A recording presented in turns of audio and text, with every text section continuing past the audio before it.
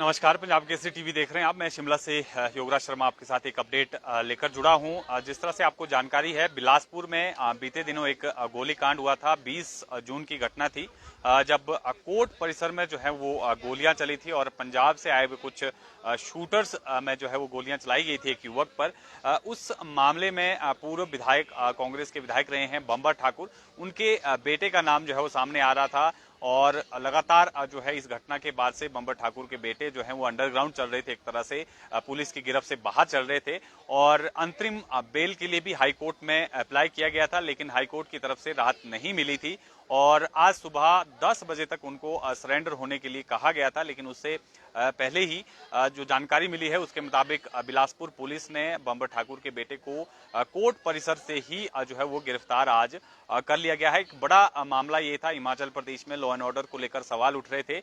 BJP भी लगातार इसको लेकर हमलावर थी और पंजाब से जो है वो साफ खासतौर पर जो ये इसमें संलिप्त पाया गया था, सन्नी नाम का जो युवक था, पंजाब से इसको हायर किया गया था। और इसने पुलिस पूछताछ में बंबर ठाकुर के बेटे पुरंजर ठाकुर का नाम लिया था और कहा था कि पूरी घटना में इनका हाथ है। इनके हाथ के बाद जो है ये घटना घटित हुई थी और उसी आधार पर पुलिस ने इस मामले को लेकर इन्वेस्टिगेशन की और हाईकोर्ट में भी एक याचिका जो है वो एसआईटी की तरफ से दायर की गई थी, जिसमें कहा गया था कि पुरंजर ठाकुर को जो है अंतरिम बेल जो है वो ना दी जाए, जमानत ना दी जाए। और हाईकोर्ट ने भी, हालांकि पिछले कल इस मामले को लेकर सुनवाई हुई और साफ तौर पर यह कहा था कि जो आरोपी है पुरंजर ठाकुर, वो हाईकोर्ट में खुद क्यों जो है वो पेश नहीं हो रहा है। बुधवार को ये बहस जो है हुई, लेकिन उसके बाद जो है हाईकोर्ट ने ये डायरेक्शन दी कि 10 बजे तक, आज सुबह 10 बजे तक उनको सरेंडर होने को कहा गया था। लेकिन पुलिस ने जिला कोर्ट परिसर में ही आज जो है बंबर ठाकुर के बेटे को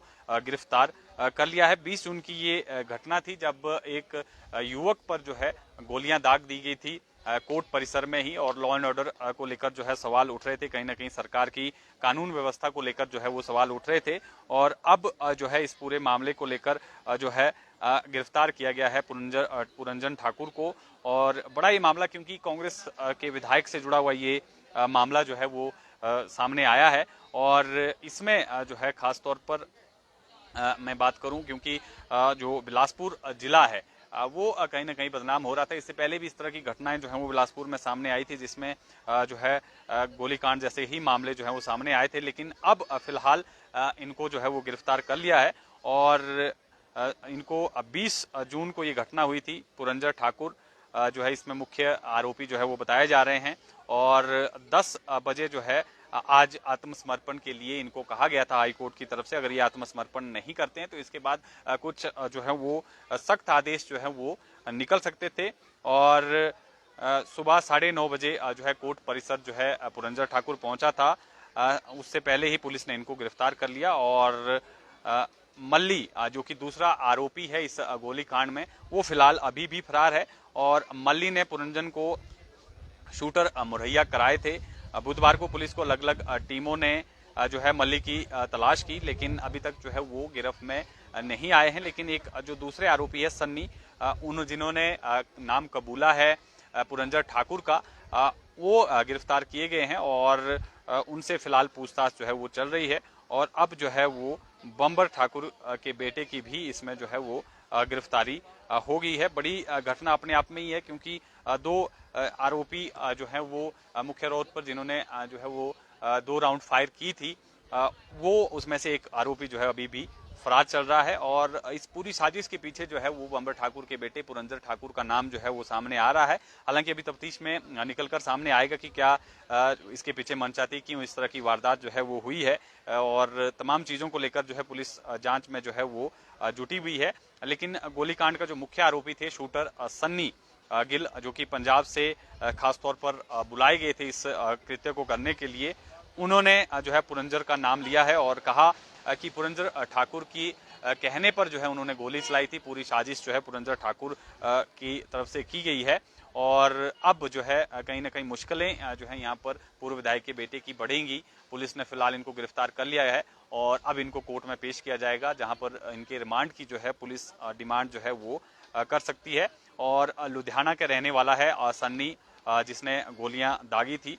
और पुरंजर ने सौरभ पटियाल पर जो कि जिस पर गोलियां दागी गई थी उस पर जो है गोलियां चलाने के लिए बुलाया था। पैसों का लेन देन भी जो है इसमें तय हुआ था और इसमें से कुछ रकम की अदायगी भी हो गई है और कुछ जो है वो काम होने के बाद जो है वो रकम दी जानी थी। एक और आरोपी जिस तरह से अभी फरार चल रहा है उसकी जो है वो पुलिस उसकी तलाशी में लगी है कि उसको जो है वो तलाशा जा रहा है। लेकिन अपने आप में एक बड़ा ये मामला है और इस तरह की घटना जो है कोर्ट परिसर में होना कहीं ना कहीं पुलिस की कानून व्यवस्था पर सवाल खड़े कर रहा था और पूर्व विधायक का बेटे का इसमें जो है संलिप्तता पाई जा रही है।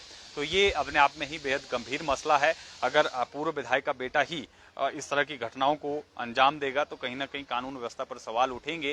कांग्रेस की वर्तमान में सरकार है और कांग्रेस के ही विधायक बंबर ठाकुर जो पूर्व में रहे हैं उनके बेटे की संलिप्तता इसमें पाई जा रही है। तो ऐसे में कांग्रेस सरकार भी इसमें घिरती हुई नजर आ रही है। हालांकि अब जो है गिरफ्तारी इसमें हो गई है, लेकिन अब पूछताछ में जो है तमाम चीजों को लेकर जो है ये जो है जानकारी निकलकर सामने आएगी कि आखिर इसके पीछे क्या मंशा थी।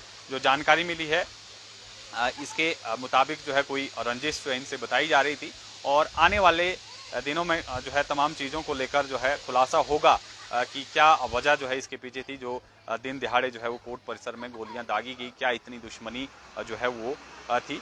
हालांकि इससे पहले भी जो पुरंजर ठाकुर है बंबर ठाकुर के बेटे, उनका नाम जो है पर्यटकों के साथ मारपीट और गोलीकांड से जुड़ा हुआ है। 2012 से 17 तक विधायक रहे हैं बंबर ठाकुर और 2016 में एक ढाबे में पर्यटकों के साथ मारपीट और गोली चलाने पर भी पुरंजर के साथ 6 अन्य लोगों के नाम जो है वो सामने आए थे। तो आप कह सकते हैं कि पुराना रिकॉर्ड भी इनके फेवर का नहीं है। इस तरह की घटनाओं में संलिप्त जो है वो बंबर ठाकुर के बेटे पाए जा रहे हैं और अब जो है जिस तरह से गिरफ्तारी हुई है इस गोलीकांड में भी इनका नाम जो है मुख्य तौर पर सामने आ रहा है। तो एक अपने आप में ही बड़ी बात है, बड़ी चिंताजनक बात है। विधायक के बेटे ही इस तरह की घटनाओं को अंजाम देंगे तो कहीं ना कहीं जो कानून व्यवस्था है उस पर सवाल खड़े होते हैं और राजनीतिक जो लोग हैं उनके बच्चे इस तरह की घटनाएं करते हैं। तो ये अपने आप में ही एक जो है वो सोचने वाली बात होती है, गंभीर मसला है। अब देखना होगा क्या कुछ इसमें निकलकर सामने आता है। पुलिस की छानबीन में, पुलिस पूछताछ में, रिमांड में जो है क्या कुछ निकलकर तथ्य सामने आते हैं।